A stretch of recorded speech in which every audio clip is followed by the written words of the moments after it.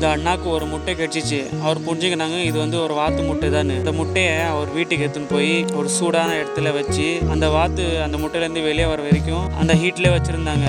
அவங்களுக்காக அந்த குட்டிக்காக என்னென்ன பண்ணுறாரு பாரு அவர். நாள் போக போக அந்த குட்டி பாருங்க வெளியே வர வெளியே வந்துருச்சு.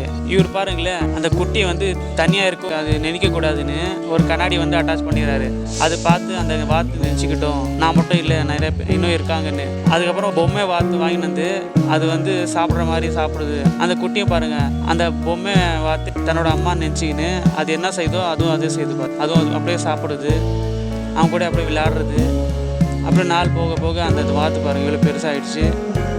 அந்த அண்ணன் கூட அப்படியே க்ளோஸ் ஆகிடுச்சு. அது அந்த அண்ணன் பாருங்க புக் படிக்கிறது, வாத்து புக்கு. அந்த வாத்து கூட எப்படி ட்ரீட் பண்ணணும், அவங்க கூட எப்படி நடந்துக்கணும், அப்படியே நாள் போக போக அப்புறம் அப்படியே ஃப்ரெண்ட் ஆகிடுச்சு. அவ்வளோ அழகாகிடுச்சு பாருங்கள். பார்க்குறது எவ்வளோ க்யூட்டாக இருக்கு பாருங்க, எவ்வளோ அழகாகிடுச்சு. இந்த மாதிரி ஆள் இருக்காங்களா? வாவ்.